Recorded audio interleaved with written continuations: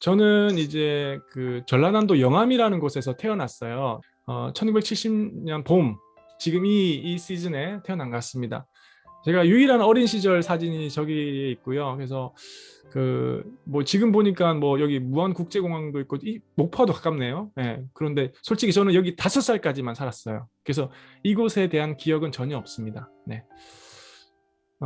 뭐 그 당시 우리 모르겠습니다. 저보다 이제 선배님들은 뭐 이런 풍경이 더 익숙하실 수도 있겠는데 우리 아버님한테 이거 보내드리니까 이거 좋아하시더라고요. 이 사진에 대해서. 예.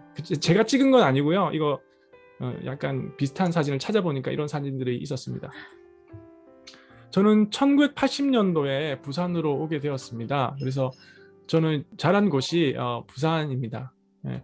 그리고 그 뭐 영화 국제시장에 보면 그 약간 80년대 부산 모습이 나타나기도 하는데 그 신발 공장 뭐 저는 생각나고요.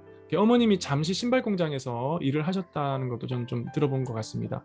그 당시 이제 환경은 영원한 갈등이 있었습니다. 그래서 제가 이제 전라도 사람이잖아요. 근데 이제 부산에 있으니까 약간은 한국 사람인데 약간 이방인 같은 느낌이 있었어요. 예, 이방인 같은 느낌이 있었고, 그리고 제가 중학교 때는 88 올림픽 있었고, 그러면서 이제 경제가 막 주가가 막 올라가고 그런 시즌이어서 전 국민이 좀 잘 사는 그런 분위기였던 것 같아요. 제가 다녔던 학교입니다. 이 초등학교인데, 그리고 옆에 보면은 이 초등학교 가는 입구인데 이 길을 제가 정말 많이 다녔거든요. 초등학교 때. 왜냐하면 여기 문방구가 있어가지고 학교 이 길을 거의 매일 왔는데 어렸을 때는 이 길이 그러니까 넓고 커 보였어요. 근데 지금 가면은 좁은 거예요. 학교도 마찬가지인 것 같아요. 학교 갔을 때는 정말 넓은 곳이었는데 지금 가보면 그렇게 넓지 않은 곳이었고 제 초등학교 시절을 보냈던 그런 단감초등학교라는 곳입니다. 그 뭐 제가 졸업식이고 지금 아이들이 이렇게 이런 의자에 앉았나 봐요. 저도 기억이 안 나는데 제 사진 가운데 이런 사진 있고 이제 나무 의자에 이렇게 앉아가지고 그리고 이건 이제 수학여행 경주로 간 것 같은데 예, 수학여행 때 찍은 사진입니다. 뭐 여기 단상에 올라가서 뭐 선생님들이 여러 활동 뭐 조회도 굉장히 뭐 야외에서 많이 하고 지금과 다르게 했던 그런 기억들이 있습니다. 제가 어렸을 때를 생각하면 좀 심심함이 많았어요. 심심함. 그러니까 할 게 없었던 것 같아요. 그래서 할 게 없으니까는 이제 그때는 돌산이라는 곳이 있었는데 돌산에 가서 그냥 불장난하고 구슬치기 하고 딱지치기 하고 그 학원은 저는 이제 주산 학원을 다녔었는데 그 주산만 학원만 다니고 다른 학원은 거의 안 다녔던 것 같아요. 생물학적으로 살아있는 느낌이에요. 제가 뭐 큰 의미를 두고 뭐 그렇게 삶의 목적을 가지고 살기보다는 그냥 생물학적으로 살아있는 존재하는 그런 시기였던 것 같습니다. 이제 어렸을 때에 또 이제 되돌아보면은 그런 사건 사고가 기억나는데 그 제가 연탄가스를 마셔가지고 정신을 잃은 적이 있었어요. 그래가지고 그 새벽에 아버지가 나를 등에 업고 막 뛰어다녔던 기억이 있어요. 그리고 뛰고 나서 제가 좀 정신을 들 때 동치미 국물을 주셨던 것, 그리고 뭐 교회 뒤쪽에 있는 사다리 올라가다가 사다리에서 이렇게 뒤로 넘어져 가지고 정신을 잃어가지고 눈을 떠보니까 집이었던 경험들, 뭐 쇠막대로 이렇게 야구한다고 막 돌리다가 유리창 깨먹은 거, 바닷가에서 물 빠져가지고 죽을 뻔한 거, 하여튼 뭐 80년대 어린이는 이런 식으로 생활을 대부분 했습니다. 네. 제가 다닐 때는 이제 국민학교였는데 그 당시 저는 이제 교회가 초등학교 때부터 다녔어요. 그러니까는 부모님은 교회를 원래 안 다니셨고 근데 저한테는 놀이터와 같은 곳이었습니다. 뭐 재밌는 게 많아요. 뭐 간식도 주고 뭐 행사도 하고 크리스마스나 시즌마다 뭐 재밌게 놀고 친구들하고 그랬던, 이제 저에게는 이게 교회 이름이 놀이터라는 것이 아니라 제가 느끼기에는 저에게는 놀이터와 같은 교회였고 그리고 방학 되면은 한 5학년 정도 되면 저는 시외버스 타고 시골 갔어요. 그러니까 제가 아까 영암이 집이라고 그랬잖아요. 근데 나주에 외가댁이 있었어요. 나주에 그 외가댁에 갔어요. 근데 제가 5학년 때 지금 5학년 애들한테 시외버스 타고 가보라 그러면은 갈까? 부모님도 안 보내실 것 같고, 그러니까는 그때는 뭐 버스 타서 그냥 무릎으로 버스 혼자 타가지고 가기도 하고 동생하고 같이 가기도 하는데 이제 외할아버지 만나가지고 할아버지 얼굴 많이 만지고 할아버지 막 손잡아드리고 막 이랬던 경험들. 그리고 뭐 주는 거 먹고, 그다음에 농촌이니까 뭐 일손을 도와줬으면 좋았을 텐데 그냥 일손은 별로 안 도와주고 그냥 사촌들하고 놀았던 기억들이 있습니다. 그리고 소풍을 그 당시 가면은 뭐 설레였죠. 굉장히 김밥 특별하게 먹을 수 있었고, 과자도 그때는 좀 내가 넉넉하게 먹을 수 있었던 것 같습니다. 그래서 이거는 제가 뭐 저학년 때 소풍 간 기억인데요. 그때는 부모님들도 많이 따라가신 것 같아요. 이게 동네 뒷산에 갔는데 뒤에 보니까는 아주머니들이 굉장히 많으신 거 보니까는 부모님들이 많이 따라갔고, 그냥 삐약삐약 하면서 그냥 선생님 따라가서 그냥 그 기분 분위기에 즐거웠던 그런 시절 같습니다. 그 다음에 그 교회에서 저는 수련회나 뭐 특별한 뭐 그런 시간에 좀 주님에 대해서 생각해보는 시간을 가졌어요. 그리고 뭐 분위기상 이제 수련회 가면은 주님의 십자가 뭐 보혈 얘기하잖아요. 그러면은 분위기상 울게 되는 거예요. 그러니까 제가 모르겠어요. 그게 어떤 내가 복음의 어떤 영적인 그게 아니라 감정적으로 그냥 그 아픔이라는 게 느껴져가지고 그냥 그런 식으로 좀 슬퍼서 그냥 그런 경험이었고, 그때 제가 주님을 인격적으로 만났다고는 제가 생각을 안 되는 것 같아요. 그렇게는. 왜냐하면 삶의 변화가 전혀 없었거든요. 그리고 그 세례를 받으라고 했을 때 저는 세례 받는 게 약간 두려웠어요. 세례 받으면은 뭔가 내 마음대로 못 살 것 같고 죄를 지으면 큰일 날 것 같고 막 이런 느낌이 들어가지고 받으라고 했을 때는 저는 안 받겠다고 그랬던 경우. 실제로 제가 남도교회라는 곳에 다녔고, 이게 시장통이에요. 시장통인데 이 길로 쭉 가면 시장이 나오는데 저희 시장에서 어머니가 일을 하셨어요. 그래서 그런 이야기도 이제 곧 나옵니다. 70년대 90년대 한국 경제의 성장과 상관없이 우리 집은 가난했습니다. 그러니까 그 당시 저는 가난이 무엇인지 좀 경험했던 것 같아요. 근데 지금 와보면 그것이 굉장히 소중하게 느껴집니다. 그러니까 그 경험, 풍족하지 않고 가난이라는 그 경험이, 저는 그 경험에 대해서 감사하게 생각하고요. 그리고 그 경험을 놓치고 싶지 않아요. 좀 제가 좀 자유로울 수 있는 뭐 어떤 소유욕이나 탐욕이 자유로울 수 있는 그런 느낌도 들고요. 제가 이제 나중에 그 얘기 또 나오겠지만 그 가난이라는 부분에서의 사역자가 될 때, 아니면 목회자가 될 때, 선교사가 될 때 그 가난이라는 그 큰 몬스터와 싸울 수 있다고 생각합니다. 우리가 그 싸움에서 승리해야만 우리가 그 하나님의 어떤 믿음으로 사는 삶에 함께 할 수 있다고 생각해요. 제가 좋아하는 말씀인데 심령이 가난한 자는 복이 있나니 천국이 그들의 것이며, 어머니 얘기를 좀 하겠습니다. 이제 가족에 대한 얘기를 하지 않을 수 없잖아요. 저희 어머니는 이제 아까 단감시장 그 조금 골목에 올라가면 시장이 있는데, 그러니까 노점 시장이에요. 그러니까는 이렇게 뭐 카바가 없이 그냥 길거리에서 팔게 되는데, 그래서 어머니가 이제 생선을 파셨어요. 생선. 어머니는 이제 20년 이상 이 일을 하셨는데 자갈치 시장이라는 곳에 가서 물건을 떼오셔가지고 동네 시장에 파는, 이제 뭐라고 해야 되나, 도매업이라고 해야 되나, 하여튼 뭐 그런 그것을 했었어요. 그래서 대목이라 그러거든요. 대목. 명절이면 여동생이, 초등학교 여동생이 그 옆에서 이렇게 어머니 도와드리고 했는데 저는 안 도와주고 그냥 어머니 잠깐 얼굴 보다가 그냥 엄마 보고 싶으면 갔다가 그냥 와버리고 이렇게 그렇게 보냈습니다. 여동생이, 그러니까 여자분들이 책임감 있고 생활력이 강하다는 생각이 듭니다. 저는 개인적으로. 그래서 어머님은 새벽에 일을 나가셔요. 아침에 제가 있으면 어머니가 안 계셔요.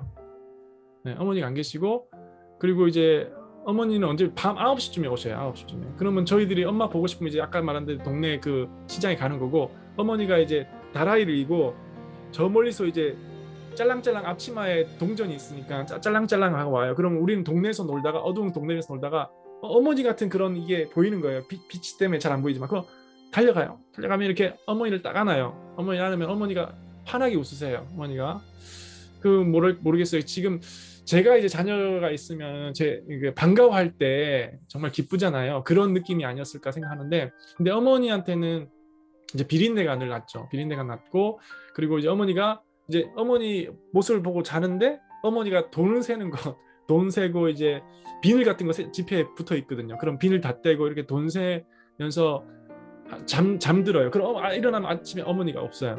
그래서 그 일을 어머니는 굉장히 거의 매일 하셨던 거, 쉬는 날도 없이 하셨던 것 같아요. 눈이 오나 비가 오나, 비 오면 또 비도 이제 야외니까 뭐 대충 해놓고 하고, 눈이 와도 뭐 그런 일을 하시는데, 그래서 이 어머니를 생각하면 그런 느낌이 들고, 이제 저는 그것이 제게 주신 유업이라는 생각이 든 거예요. 유업.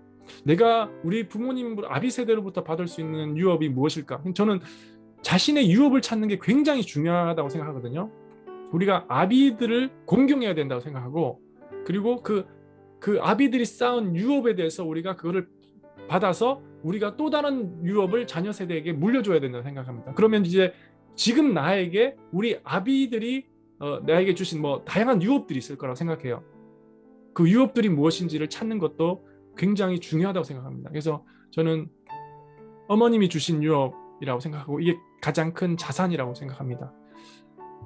저희 어머니가 이제, 저는 그 생선 장사를 했잖아요. 근데 저는 그 당시 시장에 있으면 호떡 장사도 있었거든요. 호떡 장사도 있고 슈퍼마켓도 있고 그랬는데, 저는 어머니가 호떡 장사를 했으면 어땠을까 마음이 있는 거예요. 슈퍼마켓 하든가. 그럼 내가 맨날 먹을 수도 있고 비린내도 안 나고 그렇게 좋을 텐데, 그런 생각했습니다. 근데 제가 이제 나중에 얘기하겠지만 건강과 음식에 대해서 좀 스터디를 했습니다. 왜냐하면 제가 건강이 안 좋아져가지고. 근데 그 호떡 자체는, 제가 호떡을 지금 안 먹거든요. 이제 안 먹는데, 생각해 보면은 마가린으로 이제 호떡에 그 기름을 해요. 버터보다는 마가린, 트랜스 지방인, 그리고 이제 그 자체가 밀가루와 설탕이 있어가지고 그 몸에 좋진 않거든요. 근데 어머니는 뭐 생선 자체는 이제 건강한 어떤 적이잖아요. 그렇기 때문에 어머니가 호떡을 팔았으면은 우리 시민들의 건강을 좀 그렇게 향상시키지 못했을 텐데, 생선을 파셔가지고 우리 시민들의 건강을 도움이 되셨겠구나, 이런 생각을 하면서, 그 당시에는 생선 파셔서 난 별로 안 좋아했는데, 지금 생각하면 생선 장사한 것에 대해서는 감사하게 생각합니다. 두 분 다 이제 농촌에서 농사 짓다 오셔가지고, 그 당시 부산에 도시로 오셔가지고 그냥 뭐 특별히 뭐 할 게 없었기 때문에 대부분 이제 몸으로 하는 걸 하셨고, 아버님 같은 경우는 이제 부전시장에서, 부전시장이 있으니까 화물차가 엄청 배추나 이런 걸 뭐 채소를 엄청 많이 실어 오잖아요. 그러면 그것을 리어카에 실어가지고 그 장사하는 곳에다가 두는 그런 일을 하셨어요. 중학교 시절 같은 경우는 이거 버스 타면 준 회수권입니다. 그래서 이제 버스를 타고 다녔어요. 중학교부터는 시내 서면이라는 곳에, 서면 중앙중학교라는 곳에 다녔는데, 버스 안에 학생들이 가득 차가지고, 하고 이제 학교 앞이면 애들이 자루 쏟아내듯이 아이들이 와가지고 이제 학교로 가고, 이런 것들, 뭐 그런 경험들이 있습니다.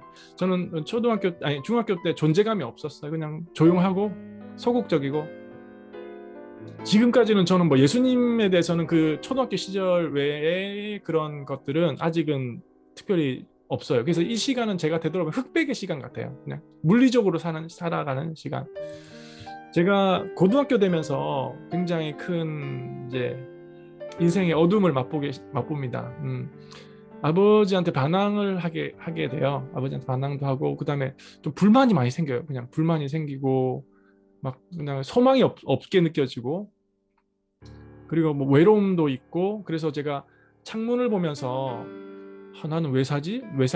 뭐 이런 식으로, 이제 학교에 쉬는 시간 되면 혼자 창문을 쳐다보니까, 창문을 자꾸 쳐다봤어요. 창문에서 난 왜 살까? 뭐 이런 식으로 생각하고. 근데 제가 뭐 고등학교 1학년 때까지는 뭐 그냥 지냈다가, 고등학교 1학년 때 그냥 하나님은 없다라고 생각했어요. 그냥 제 스스로가 하나님은 없어 라는 마음으로 하고, 그 다음에 그냥 공부를 열심히 했어요. 공부를 열심히 해서 그냥 성적이 많이 올랐고, 고2 1학기 때까지 성적이 올랐다가, 근데 그때부터 제 마음에 굉장히 마음이 강팍해지는 거예요. 아까 이것처럼 뭐 반항이라든지 절망이라든지 불만이 막 생기고, 그 다음에 우울증도 막 생기는 거예요. 그래서 나중에는 제가 그 시험을 아예 그냥 공부를 아예 놔버렸어요. 그러니까 공부를 엄청 열심히 하다가 그냥 이게 무슨 의미가 있어 공부를 탁 놔버리면서, 제가 백지 시험도 내보고, 되게 대범하죠. 고2 말이나 고3 때 제가 백지도 한번 내본 적이 있어요. 그냥 귀찮고 막 쉬는 거죠. 그럼 반항의 표치를 하는 것 같아요. 그리고 뭐 나를 알아주는 사람은 아무도 없다 생각했어요. 내 마음을 알아주는 사람은 아무도 없다. 그리고 제가 그 당시 생각하면 제가 심한 우울증에 있었고, 그래서 자살 충동, 자신을 학대하는 것도 약간 있었고요. 그래서 제가 지금 살아있는 거 어떻게 보면 진짜 감사한데, 그 당시에는 이제 태동대 자살바위라는 데가 있었어요. 그래서 그것도 한번 가보고, 죽으려고 가보고, 그다음에 차 지나가는데 내가 그냥 뛰어들면 어떻게 될까, 이런 식의 어떤 우울증의 그 시간들이었던 것 같습니다. 그래서 그 고3 때 공부를 제대로 안 해가지고 이제 재수를 하게 됐는데, 재수 공부를 하면서 이제 집이 싫어가지고 도망 나오듯이 이제 다른 데, 부모님들을 떠나서 이제 다른 곳으로 제가 입학을 하게 돼요, 대학에서. 근데 이 시기 때, 이 시기를 지내면서 내가 무엇이 필요했을까? 내가 나에게 치료약이 무엇일까라는 걸 생각해 봤을 때 저는 이런 생각이 들었어요. 그러니까 그때 나는 관심 받기를 원했고, 그리고 정말 난 누군가 나를 사랑해 줬으면 좋겠다는 마음이 있어요. 부모님들이 다 일하시고 부모님들하고 저는 이제 감정적인 교류가 별로 없었거든요. 부모님들도 어렸을 때 아마 그런 경험이 없으실 거예요. 그리고 좀 용납해 줬으면 좋겠고, 내가 중요한 존재라고 이렇게 인정받았으면 좋겠고, 어딘가에 딱 소속돼 있었으면 좋겠다고 했지만 저는 완전히 어디로 가야 할지 모르는 그런 상태였던 것 같아요. 그렇기 때문에 제가 그런 모습들이 나타났고, 그래서 제가 지금 이렇게 보여드리는 이런 것을 통해서 제가 회복이 되는데, 그거는 굉장히 시간이 많이 걸리고 또 어떤 계기를 통해서 회복되어집니다. 나중에 이제 제가 좀 더 그때 그 모습에서 벗어나기 위해서 여러 가지 책들을 보는데, 뭐 릴 앤더슨의 내가 누구인지 이제 알았습니다라는 것은 이제 그리스도 안에 있는 어떤 나의 정체성에 대한 부분이잖아요. 그래서 이런 책들이라든지 뭐 내 마음 속에 울고 있는 내가 있어요, 이런 상담 쪽의 책들을 많이 읽게 되고, 그래서 또 보면은 제가 책들을 통해서 제 멘토는 없었는데 제가 책을 통해서 좀 많이 도움을 받아요. 뭐 나중에는 뭐 케네스 해긴이라는 사람이라든지 데릭 프린스, 찰스 크래프트, 이런 제가 약간은 이런 책들을 뭐 완전히 읽은 것도 있고 일부만 읽은 것도 있지만 뭐 이런 책들을 통해서 제가, 이거는 이제 그 당시 읽었다는 것이 아니라 제가 제 자신을 치유하기 위해서 많이 읽었던 책들이에요. 여러 가지 다양한 어떤 스타일의 책들이 있는 것 같아요. 뭐 송기철 장로님 책, 김준곤 조용기 목사님 책도 있고, 여러 분야의 뭐 말과 관련된 책들, 뭐 이런 김우현 감독님 책도, 뭐 리권엔 책, 리령 목사님 책이라든지, 그래서 이런 책들을 읽으면서 조금씩 변화되었던 것 같아요. 근데 이거는 아마 제가 한 10년 동안 읽었던 책들을 이렇게 모아놓은 것 같습니다. 제가 이제 절망하고 방황할 시기에 제가 대학에 들어가게 되고, 그러니까 그해 1학기 때도 제가 방황을 계속했습니다. 뭐 그냥 뭐 대학생이니까 술도 마셔보고 뭐 공부도 안 해보고, 공부 같은 거 전혀 할 마음도 없었고 그냥 놀아보고 이런 식으로 그냥 무의미하게 산 거죠. 목적도 없이 무의미하게. 교회도 거의 안 다녔던 것 같아요. 뭐 그때 제가 하나님 없다 생각하고 다시 회개하고 잠깐 뭐 동네 교회 가서 하나님 죄송해요라고 말한 적 있지만, 그렇지만 주님과의 인격적인 만남은 없었고, 그런데 제가 그렇게 왜 살아야 되는지 모르는 그런 이어지는 그런 방황 속에서 어떤 분이 저에게 사형리를 통해서 복음을 전해줘요. 근데 그 복음을 다 아는 내용이에요. 어렸을 때 제가 들었던 내용이니까. 근데 이 복음에 대해서 내가 더 알아야 되겠다는 거, 나도 모르게 그런 막 이게 내가 살아야 할 길이라는 그런 느낌처럼 제가 달려갔어요. 그곳으로 달려가서, 그러니까 그러면은 좋다, CCC가 뭐 하는 곳이냐 하면서 제가 그 선교 동아리, 그 선교단체 동아리에 가서 이제 조인을 하게 됩니다. 근데 이제 제가 우울증에 있었고 관계에 익숙하지 않은 사람이니까, 그런 사람이 어떤 공동체에 가니까는 되게 이질적으로 저를 느끼셨어요. 그래서 선배들도 제 이상하다 이렇게 하기도 하고 막 때려주고 싶었다고도 해요. 뭐 모르겠어요. 그런 밉상인 애들 있잖아요. 그래서 그랬다고 합니다. 그래서 그곳에서 제가 사랑방이라는 곳을 제가 가게 돼요. 그러니까 무슨 말이냐면, 거기서는 사랑방이라는 곳이 형제자매들이, 대학생들이 거기서 살면 CCC 지체들이 살면서 말씀, 예배, 기도 이런 식의 그런 훈련을 같이 받는 거예요. 같이 뭐 기도하고 자기 전에 기도하고, 그러니까 저한테는 하나의 가족이 생긴 건데 신앙 공동체가 생긴 거예요. 함께 하니까는 제가 사랑이 나에게 오는 것, 내가 스펀지처럼 그 사랑을 빨아들인다. 그 공동체의 사랑, 나를 사랑해주는 그 사랑이 나를 회복시킨다는 걸 느꼈어요. 그게 이제 사랑방도 마찬가지고 CCC 동아리도 마찬가지고, 그리고 부암동 채플이라는 CCC 본부에 있는 채플을 다니게 되고, 뭐 금요 리트릿, 주일 예배 드리게 됩니다.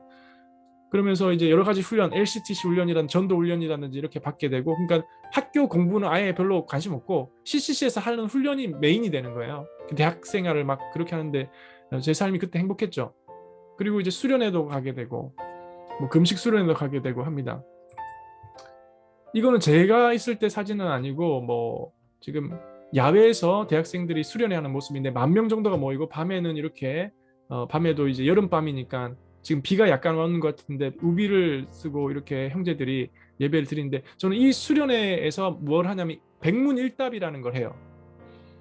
그 김중 목사님이 모든 질문을 여러 개 하시는데 다 예수 그리스도 예수 그리스도라는 그런 백문일답을 하는데 그게 기억나고요. 그리고 하여튼 뭐랄까 천국과 같은 곳이었다고 해야 할까 저한테는. 그래서 그런 곳이었고, 그러면서 이제 군 생활을 하게 됩니다. 제가 군대에서 좀 구르고 또 막 말 들어야 되니까 뭐 맞고 이러니까 제가 부모님한테 대한 원망이 있었잖아요. 그 원망이 있었는데 부모님에 대한 감사로 바뀌거든요.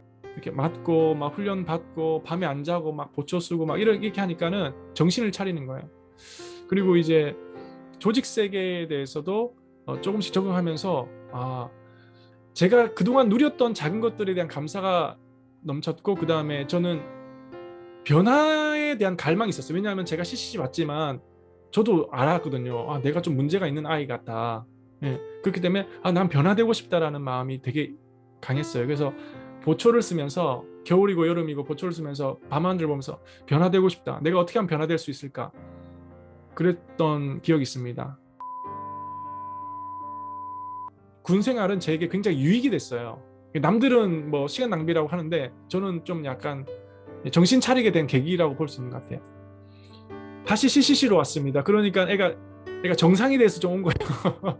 이상을 했던 애가 군대에서 좀 약간 정상이 된 거예요. 그래서 선배들이 아이가 좀 달라졌다 그러면서 이제 본격적으로 CCC에 대해서 뭐 캠퍼스 전도도 하고 순모임도 하고 또 학생 서울지구 CCC에서 이제 학생 중앙위원도 하고, 그러면서 제가 그때 선교팀에서는 나눴는데 뭐 필리핀 자비랑도 가고 일본 단기 선교도 중국 단기 선교도 가고. CCC 하면 또 말할 수 있는 것은 거지순례인데 거지순례도 정말 의미 있었어요 저한테는. 그러니까는 수련회가 끝나고 대한민국 각지로 가는 거예요. 가서 거지 엄마가 돈을 다 걷어요. 돈을 다 걷어가지고 이제 기도를 하는 거예요. 일하는 거는 복음 전도고, 그 다음에 우리 기도해서 주님 우리가 잘 곳을 알려주세요라고 한다든지 먹을 것을 주세요 하면서 그 순간에 이제 대학생들이 한 모여가지고 기도 계속하고 먹을 거 달라고 그러고 이제 채워지면 전도하고 이런 시즌이었습니다. 저는 이게 굉장히 특별했습니다. 그리고 이제 뭐 강원도 간 적도 있고 전북에 간 적도 있고 저도 한 4군데를 갔다 왔는데 뭐 하여튼 다양한 경험들이 있었고, 뭐 강원도 가서는 복음 전하면은 우리는 산을 믿는다 이러고, 그리고 어떤 전라도 지역에 가서는 복음을 전하면은 거긴 이미 90% 이상이 복음이 된 거예요. 시골인데. 그래서 그 대단한 것도 있다. 근데 한 번 더 복음 더 전하고 그러면 이제 교회 가서 잠재워 달라고 그러고. 제가 대학을 졸업하고 그때 4학년 때 자신감이 엄청 많았어요. 그러니까 제가 개인적으로 회복됐죠. 막 이렇게 세상을 변화시켜야 되겠다는 마음이 있으니까 저는 어디를 가나 내가 그 땅을 변화시키겠다는 마음이 되게 있었어요. 넘쳤어요. 그래서 이제 회사를 들어가게 되는데 오리온 프리트레이라는 회사에 들어가, 제가 경영학과 출신이어가지고 회사 들어가서 이제 인사팀에 있었는데 사무 업무를 보면서 이렇게, 그때는 3일교회 다녔거든요. 오리온 프리트레이가 용산에 있어가지고 세상을 변화시키고자 하는 자신감이 있었잖아요. 아닌 거예요. 제가 직접 부딪혀 보니까는 내가 만난 사람에게 복음을 전하고 내가 제자화 시키겠다, 제자 양육시키겠다, 그게 이제 아니구나, 안 되는구나, 잘 이렇게 내 뜻대로 안 되는구나 생각하고 그 회사 생활을 제가 한 1년 7개월 6개월 정도 한 다음에 그냥 의미를 못 찾아서 그냥 그만두겠다고 합니다. 그러니까 뭐 할지 모르고 그만두겠다고 해요. 이거 이 길은 아닌 것 같아 하면서. 그래서 제가 영국으로, 친구가 영국에 있었는데 한 달간 영국으로 갑니다. 그때 읽었던 책은 목적이 이끄는 사람이에요. 그 책을 가지고 영국에 가서 이제 내가 어떤 삶을 살아야 될까라고 이제 고민을 하게 됩니다. 그 후에 제가 사랑의 교회에서 1일 교사를 하면서 교사를 해야 되겠다라는 생각이 있어요. 제가 교사 자격증이 있어가지고 시험 볼 수 있는 자격이 되는. 그러면서 이제 편입 공부를 하게 되는데 엄청 열심히 하게 돼요.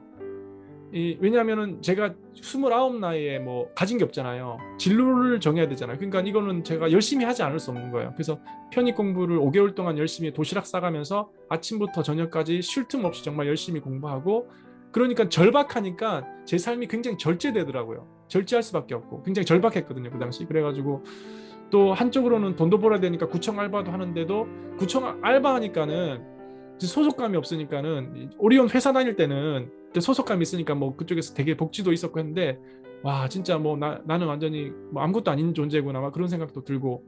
근데 제가 감사하게도 원래는 떨어졌어, 인천교대 떨어졌는데 예비 1순위로 붙은 거예요. 그러니까는 하나님 은혜죠. 누군가가 뭔가 문제 있었는지 몰라도 예비 1순위로 붙어가지고 인천교대에 붙게 됩니다. 그래서 이제 감사하다라는 생각을 합니다.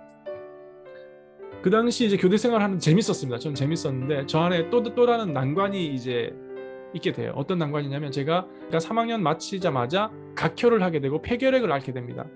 그 당시 이제 비타민 C가 유행해가지고 내가 건강해 보겠다고 좀 채식 위주로 식사를 했고, 또 제가 늦게 교대 생활을 하다 보니까 좀 열심히 했어요. 근데 열심히 해도 성적이 안 오르더라고요.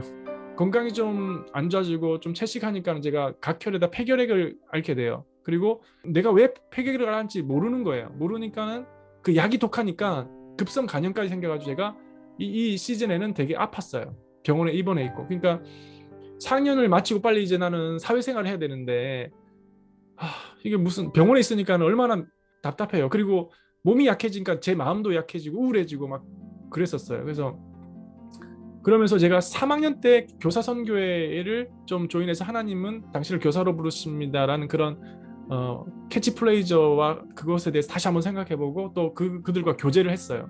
이제 4학년을 내가 어떻게 해야 되나 했을 때, 다행히 제가 3월까지는 학교를 못 다녔지만 그 다음부터 꾸준히 다니면 이제 인정해 준다 그래가지고 제가 그 3주 동안 학교 안 나왔지만 그 다음부터 이제 폐결핵이고 급성 간염으로 몸이 굉장히 허약했는데 이제 억지로 출석만 하자는 마음으로 제가 학교를 가게 돼요. 그래서 그 기도할 수밖에 없었던 것 같아요.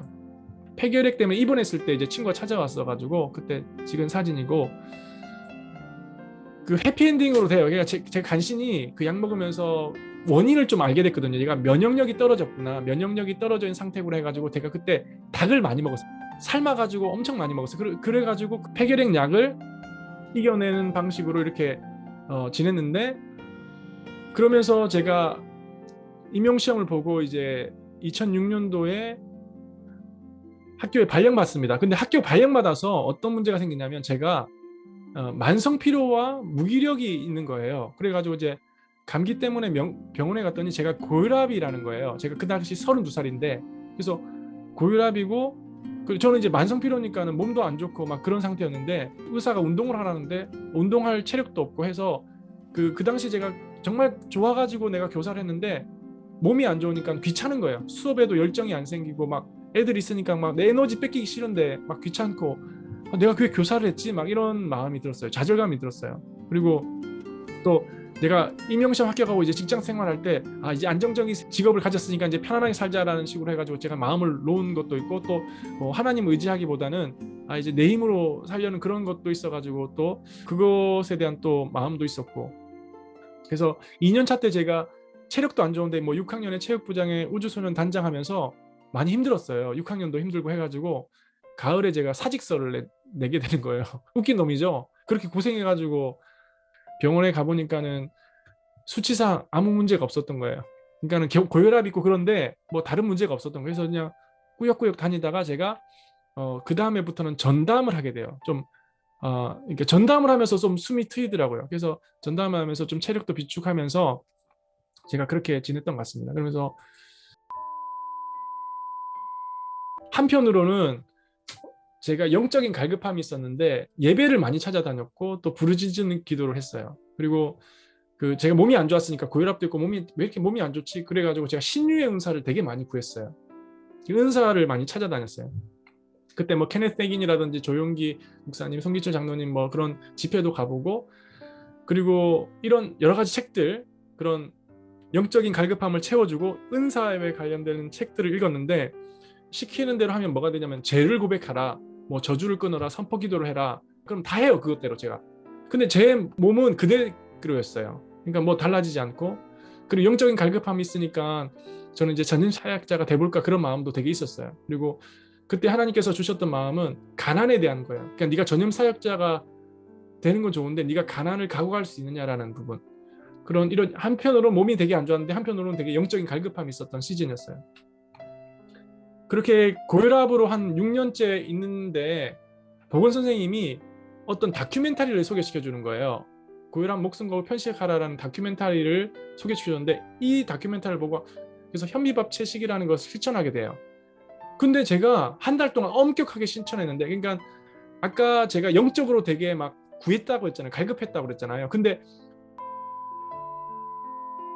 마음이 깨끗해지고 그렇게 마음으로 관리하는 부분은 어렵지 않으니까 제가 어떤 좋다 그러면 그런 부분을 확 실천을 해버리는 거예요. 엄격하게. 그러면서 요거 실천해보고 또 뭐 요거 어떤 게 좋다면 어떤 걸 실천해보고 다양한 식단을 다 실천해보면서 제가 굉장히 건강해지고 고혈압약을 끊게 됐어요. 몸이 회복되면서 제가 열정적인 교사가 됐어요. 막 수업 연구도 열심히 하고 뭐 그런 교사가 됐는데, 그래서 제가 2년 동안 음식과 건강이라는 그런 부분에서 제가 좀 스터디를 해가지고 뭐 제가 나름대로 그것들을 정리해놨어요. 뭐 책, 이거는 약간 책같이 정리해놓은 것들이고, 그 다음에 이건 단편으로 여러 가지 그런 스터디를 하면서 뭐 분자, 교정의학, 영양이 무엇인가, 설탕, 병원 글로 쓰거나 아니면 PPT로 다 만들었었어요. 뭐 환경 호르몬 뭐 계면할 수 있는데도 뭐 알아보기도 하고. 그래서 이런 부분에서 제가 2년 동안 해서 지금은 제 나름대로, 지금도 고혈압 약을 먹지 않고 제 나름대로의 식단이 있어가지고 그걸로 실천하며 살고 있어요. 저희 아이들이 이제 그때 약간 아기 때 태어날 때인데 제가 현미를 돌 지날 때 현미를 막 먹이고, 하여튼 뭐 감기 걸리면 약간 제 나름대로 그냥 병원약 가능한 음식으로 애를 건강하게 키우려고 많이 애썼었어요. 감기 걸리면 좀 기다려보고 약을 좀 기다렸다 주기도 하고. 지금 이거는 이제 제가 2004년도 폐결핵 앓았던 건데, 이게 건강보험 급여 내역을 뽑으면은 병원 갔던 것들 그게 다 기록이 남거든요. 여기 보면은 제가 2012년도에 9월부터 자연식을 바꿨는데 당연히 고혈압약을 계속 먹고 있었고, 이후로 제가 이렇게 소화 문제나 감기로 문제로 병원 간 게 없는 거예요. 자녀도 마찬가지예요. 제가 음식으로 애들을 하고, 그러니까는 소아과 진짜 많이 갔거든. 제가 모를 때는 아프면 가야 돼 하면서 약 먹이면은 감기로 갔다가 나중에 중이염으로 항생제 먹고 계속 약만 먹는 거예요. 그래서 제가 그 부분에서 아니다 싶어가지고 막 약을 조사해보고 애들한테 어떤 음식을 먹어야 애들이 건강해지고 면역력이 강해질까 이런 것에 스터디하면서 아이들도 저하고 비슷한 병원에 엄청 막 30일 입원 갔던 애들이 이렇게 가게 되는 그런 표가 있어요. 그래서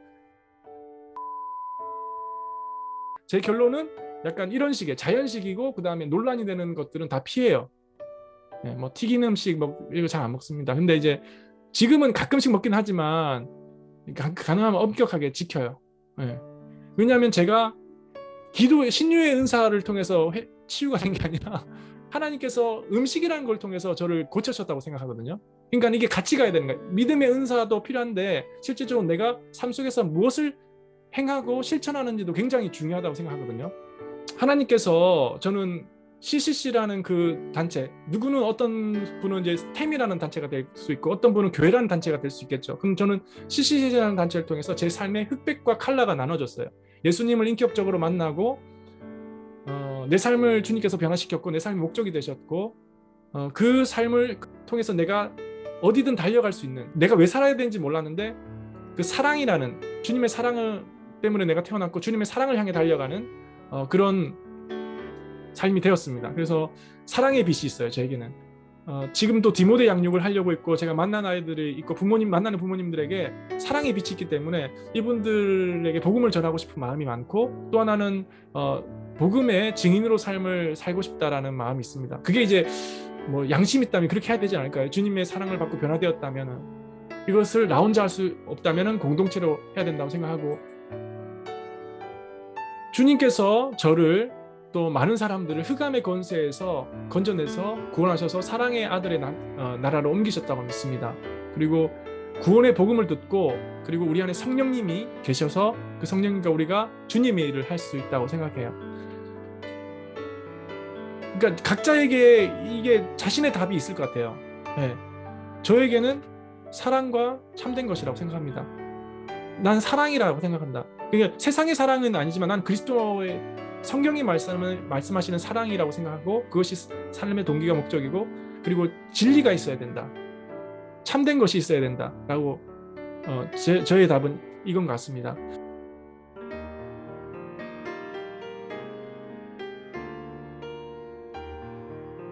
경험한 그런 복음에 대해서 알려드리고 싶고 만약에 누군가가 네가 믿는 예수님이 누구냐라고 말할 때 저는 이렇게 뭐 이걸 축약해서 말할 수도 있고 이렇게 말할 것 같습니다.